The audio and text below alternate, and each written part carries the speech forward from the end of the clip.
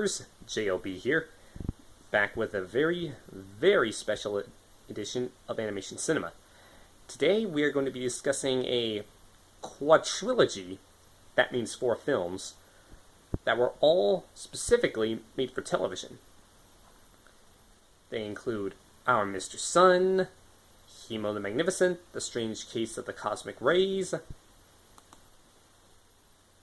and a film known as The Unchained Goddess. They were all released in the 50s, they were all made for television, so without further ado, let's get started. Now, each of these films focused on a different scientific subject. Our Mr. Sun focused on how the sun works and how it plays a part in our lives. Hemo the Magnificent talks about blood circulation.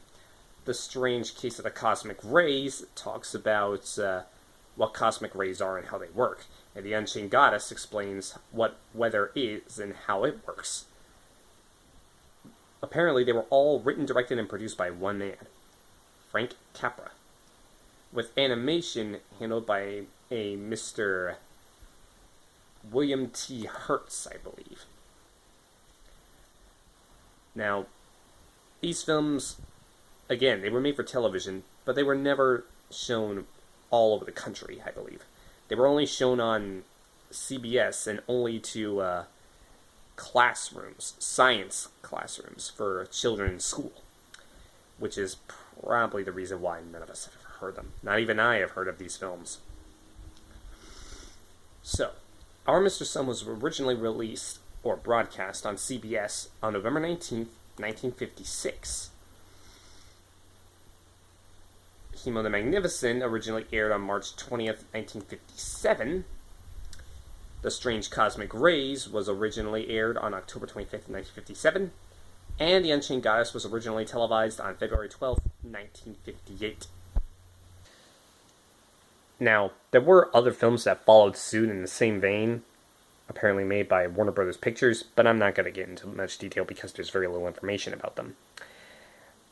Now, they are a bit of a step forward for both animation and television because they were the very first animated films made for television and the very first films made specifically for television. But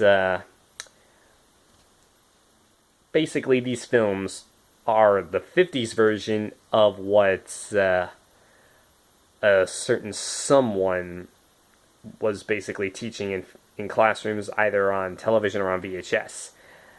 I think you might know him. So are these films worth finding on DVD and revisiting? Well, I don't really think so. I think these films should be left out in time where they belong. Because frankly, I don't see why people would want to revisit these films, especially students in science class at school, when they could actually just put on Bill Nye the Science Guy and learn for themselves, which is the reference I made earlier. Anyway, thanks so much for watching, and always remember that when you watch a special made-for-television only feature film, be it animated or non, you've got this quadrilogy of science films to thank for paving the road for it. But anyway, thanks for joining me, and I'll see you all next time.